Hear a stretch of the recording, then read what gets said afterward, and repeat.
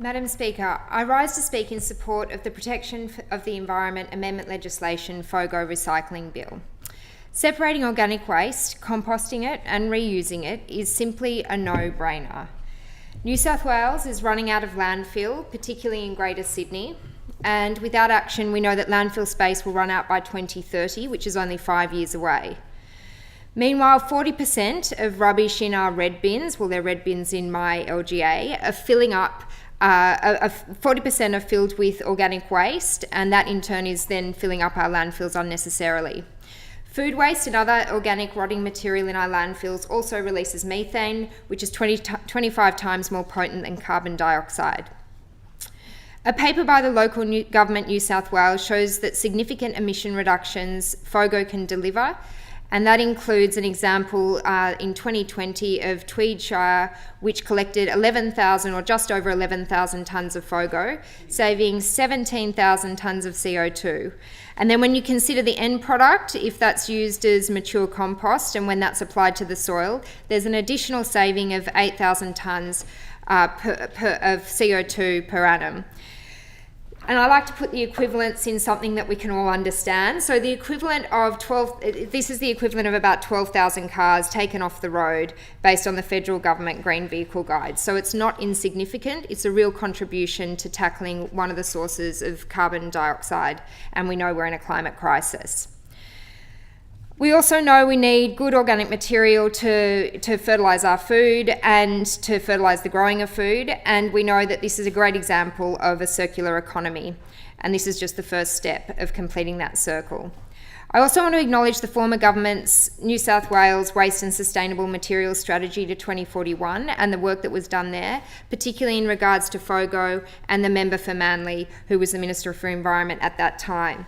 And I congratulate the government for picking up where the former government left off and bringing in FOGO to New South Wales by the 1st of July 2030.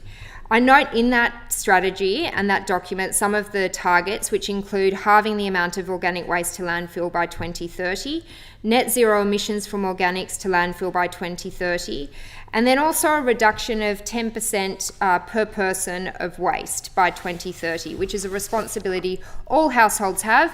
And with some of the education measures that have been outlined by previous speakers, I have every confidence that we can achieve on a per person basis as well.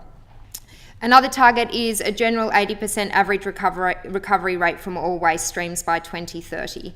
So these targets are ambitious, they're achievable. I'm very excited about the FOGO in particular.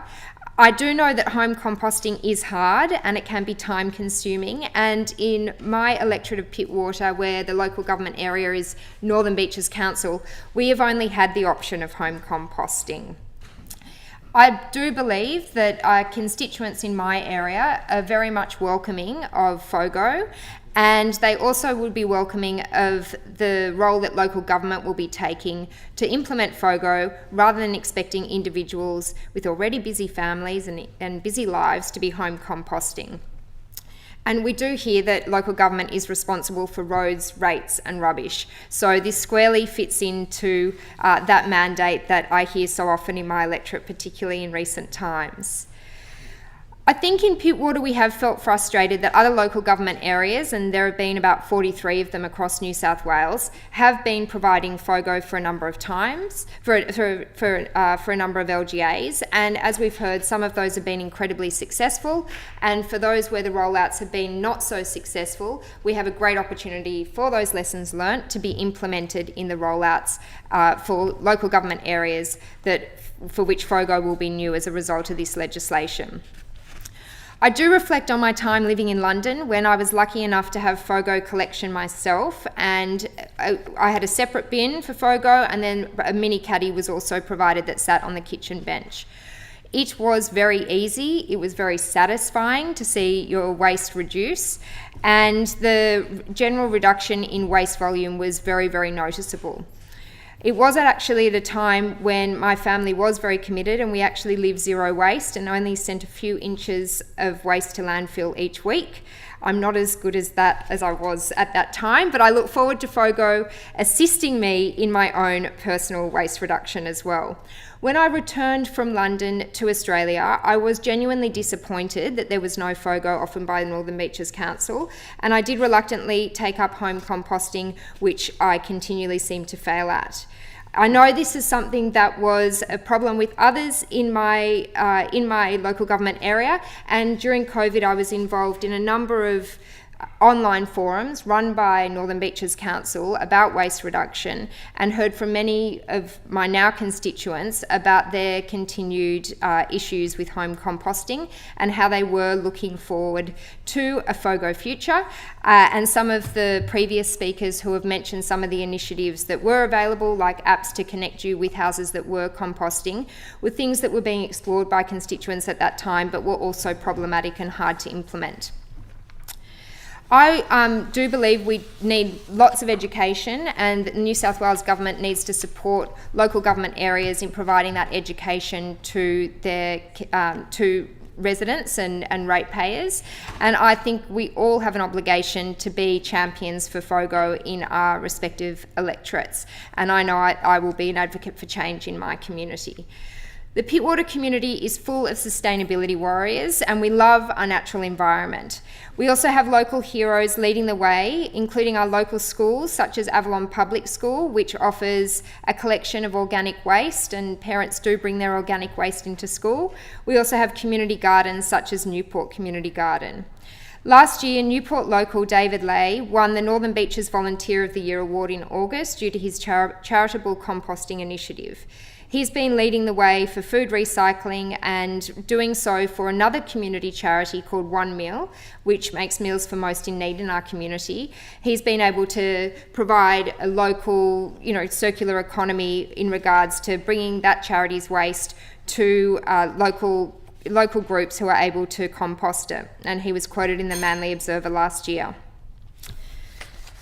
I think it is important to also acknowledge the impact that not only will this have on our community as they transition to adopt FOGO, but also important that we acknowledge the impact to councils. And I have met with Northern Beaches Council and the Local Government New South Wales, and I am concerned around cost shifting. And I do want to also highlight that only recently the New South Wales Parliamentary Inquiry into the sustainability, or ability rather, for local government to fund services and infrastructure has highlighted that cost shifting from the New South Wales Government in particular onto councils is an incredibly, serious issue warranting attention. And I think, as other members have mentioned, we all need to be supporting councils and pushing the government to make sure there are adequate grants and supports for them to be able to implement this while minimising costs to ratepayers as well. I am concerned about some of the fines and what appear at first glance as some draconian measures, particularly if they end up impacting local businesses. But I'm also confident in my discussions with the New South Wales Government that the council will be supported, local businesses will be supported, and households will be supported. And I also welcome the member for Wakehurst amendments, which he will speak to shortly as well.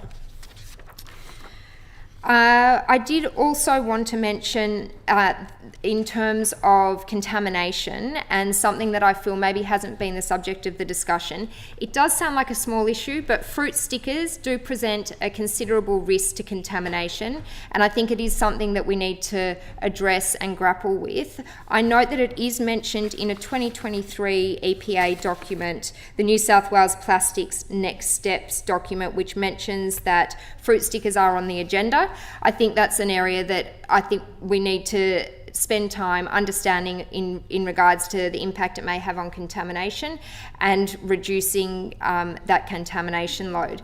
I will note that in WA, South Australia, and other jurisdictions internationally such as New Zealand and France, there has been a ban on plastic fruit stickers, and that ban has allowed for compostable fruit stickers, which I think is an area that the Minister and New South Wales Government should be looking into as an area for potential reform.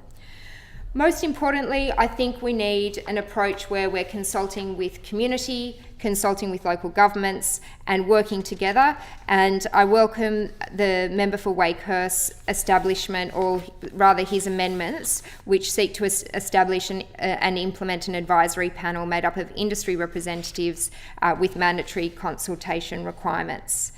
But other than that, I commend the bill to the House.